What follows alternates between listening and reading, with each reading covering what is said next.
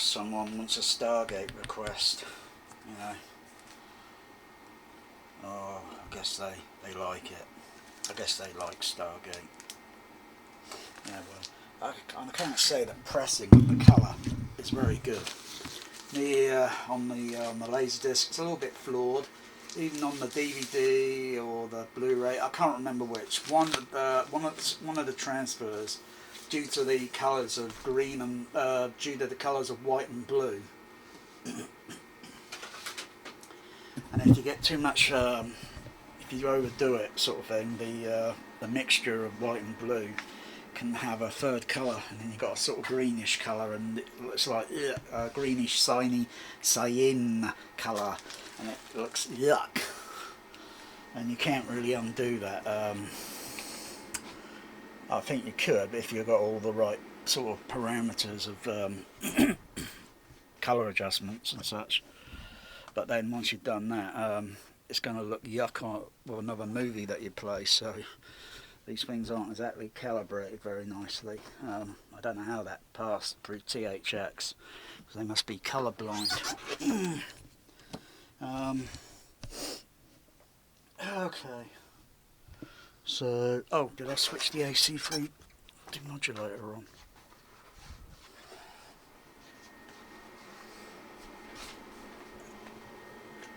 Yeah, that's on. Yeah, that's on. Okay.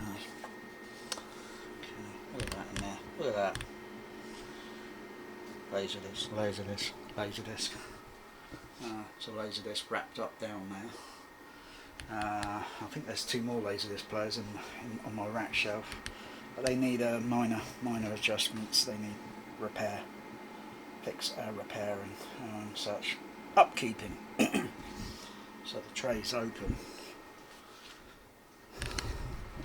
IR emitter, and it goes up to the projection port window.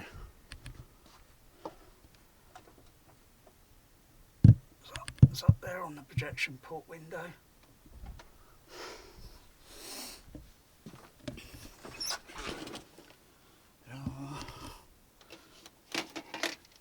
Ooh, don't you like it, huh? And aim the remote behind me, over my shoulder. If the batteries were good good voltage, the signal should reflect off the screen and then go back towards the. Got Dolby Digital up there. Just take a second to the picture to turn on, wherever the picture is, or gone to. Oh, what's going on there? Let's try that again, because I know they're down on. Oh yeah, there we go. Just back it up. There we go. Let's put that on. No, because I'm going through the CP200. I'm just checking levels because everything seems a bit. That's just my surrounds at the moment, but they're playing very low level.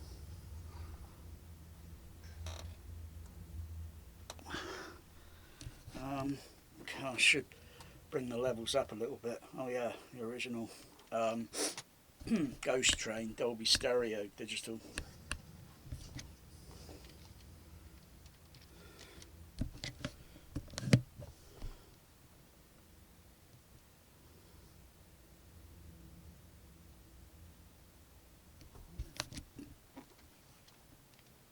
That level's very low on the surrounds. I think one of the other trailers I've got is a little bit louder. Dynamic range. I think that's on one of the Dolby Digital demo discs I've got. I'm just checking the formats on the CP200. I'm just checking everything because there's quite a few other adjustments I've got to do on the CP200. The headers, they're called headers, and they're on the magnetic. They're on the magnetic preamp card, and they got to be. Yeah, that in the background. It's not very loud. I'm kind of sort of like going over and thinking, what's the deal? What's going on? So I've got cats. You see, and they can do all sorts of weird stuff, and some mute the stage channels.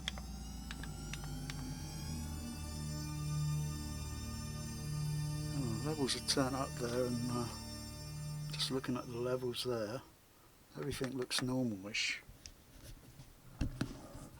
That's very quiet. That's very quiet. Let's go back a little bit, back it up, change the, go into the bum,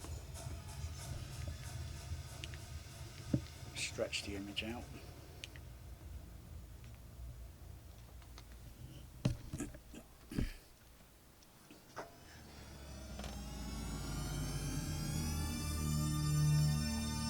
Yeah, it's very quiet, and it always does, it always has, because, you know,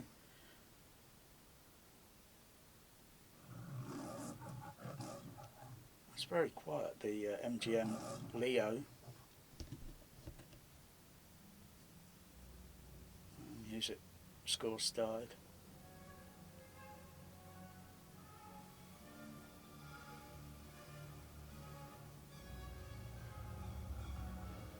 Oh, could hear things moving around. The Stargate creaking, moving around the room.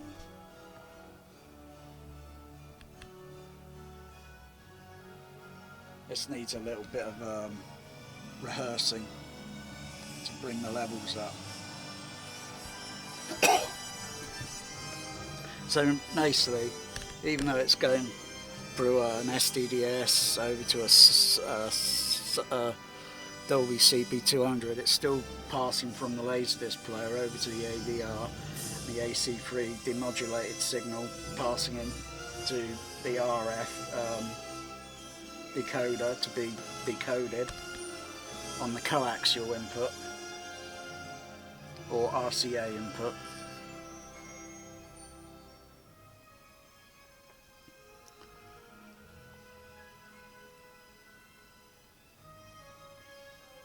Can go in.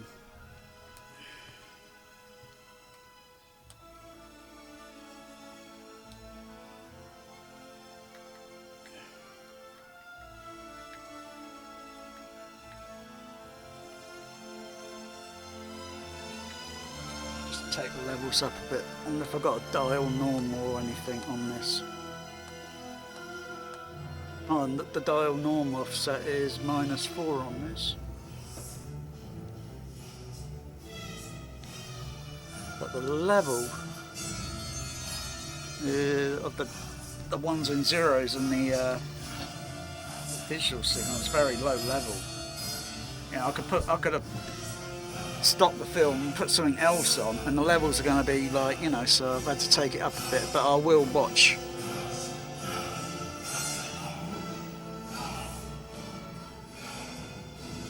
Just fade those surrounds down a few dB.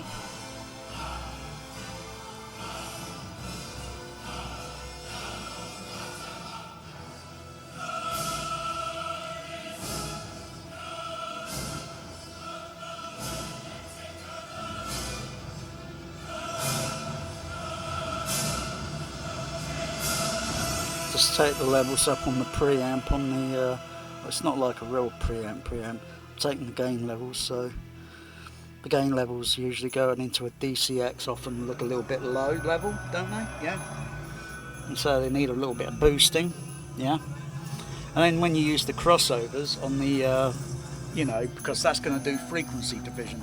So when you turn the crossover down a little bit, you're going to reduce some of the level output.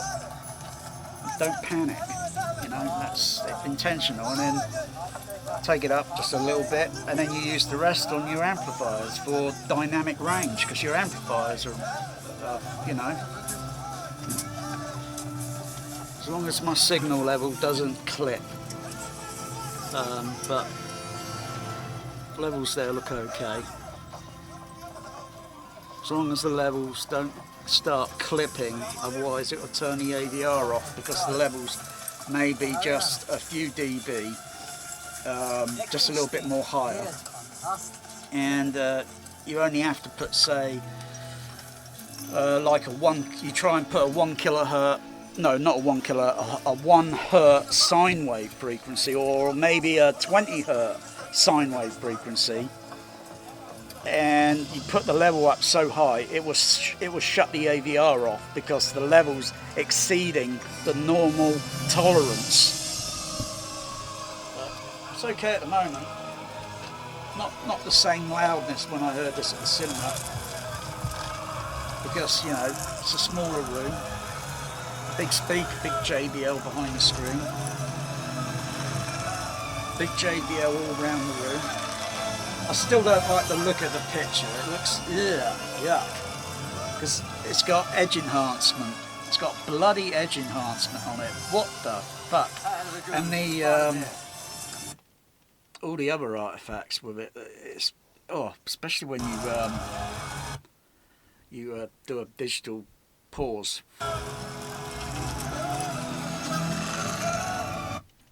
And yes, if I change the ISO level on the camera, lower it down, you can see all the stepping. God, that's horrible. Oh God, that's like looking at a video game that's like looking at a very primitive video game in the 1970s, like some sort of asteroids space invader game. Bloody hell, that's awful. but it's, you know, it is what it is. And then you stand back a little bit, and then just, you know, you can still see all the fringing. I can still see all the roughness, the edge enhancement, all the edge enhancement around it. And I can touch my screen if I want to, because it's still got the plastic. It's still got the plastic on it. Still got that plastic on the TV. So, oh, I like that little sound there. Oh, and another thing about the this version, or pressing, compared to the first edition Blu-ray it came out. There was a bit of soundtrack missing for about, or it went mute for about a couple of seconds. And I thought, bloody hell, Blu-ray's distracting. And I think it was during this scene. The music just sort of went mute. It didn't fade in like it is doing now. And I like that little bit of high frequency. Like a little chime,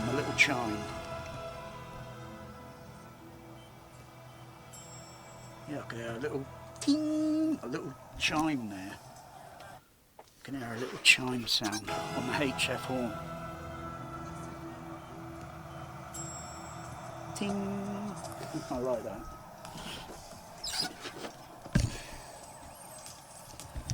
I think you could do other brilliant things with Laserdisc that you just can't do with Blu-ray and 4K disc.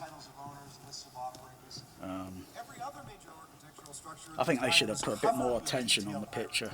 When is the academic community going to accept the fact?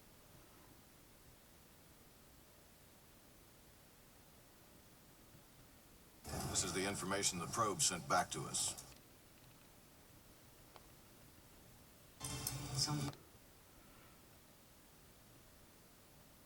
I think you know where I'm going with this.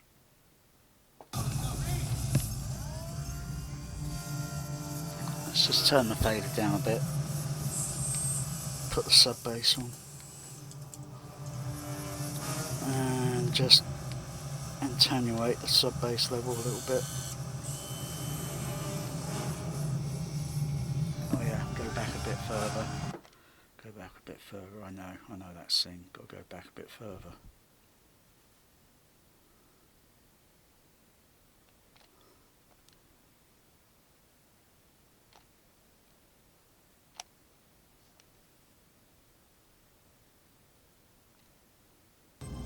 Hold it. Wait. Do you have a, oh, yeah, sorry. Hey, don't. Two figures on either side. A little squeaky sound on The side the of pen. pyramid with the sun directly above it. He's right. It was in front of us the whole time. General West, Jackson has identified the seventh symbol. Go ahead. Programming seventh symbol into computer. I think the LFD's there. Chevron 1 is locked in place. Just checking levels.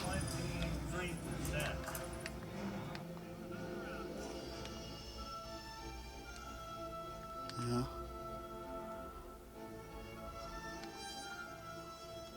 Just take it up a little bit. Turn it back down a little bit. Just attenuate that a little bit. Yeah, a bit of LFE coming in strong in a moment. Even though it's there, it's still present. 1928, made out of a mineral, unlike any found on Earth. Made of a mineral, unlike anything on Earth. Yes. My father found it 1928, made out of a mineral, unlike any found on Earth. Chevron 5 locked in place. Ooh, bit of LFE. Ooh, ooh. Oh, that Stargate LFE My feeling. father found it 1928, made out of a mineral, unlike any found on Earth. Chevron 5 locked in place. Mm-hmm. Chevron 6 is holding. Unlike any found on Earth. Chevron 5 locked.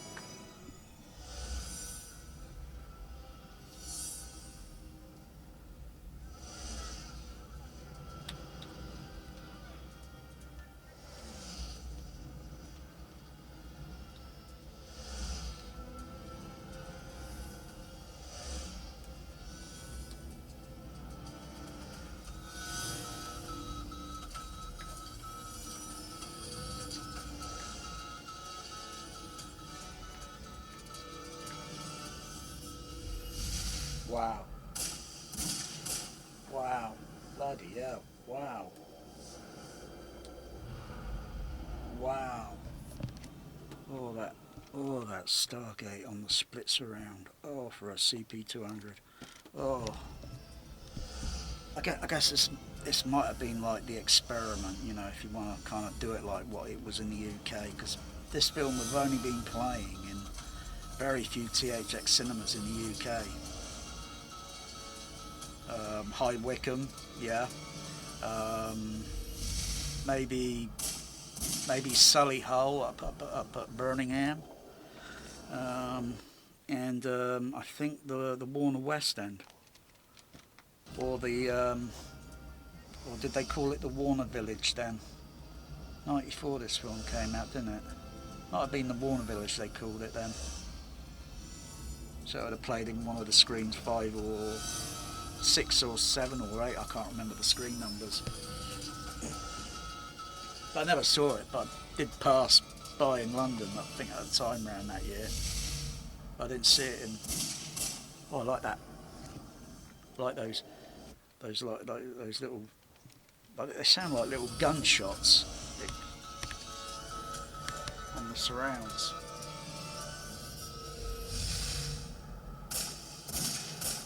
Bloody hell. Fucking hell, if my home cinema started doing all that, I'd start worrying. Well, I think everything will be fucked up. I mean, usually when things like that happen, things don't work, you know, because they just short it out.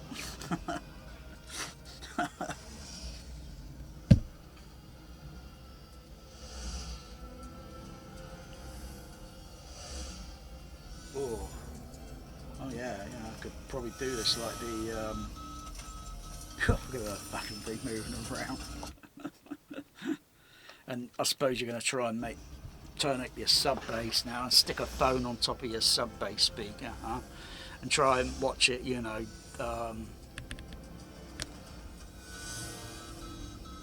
start doing all that nonsense. Really, I don't think so. You know, there's sort of difference with like mechanical vibrations, acoustical vibrations and such. That's more mechanical or in some way, or acoustical mechanical, because, you know, that facilities supposedly made of concrete, and so you're talking about, and how come they're not all jumping around, you know? Fucking hell, because, you know, we're talking about forces in the universe we still don't understand. Everything started to jitter.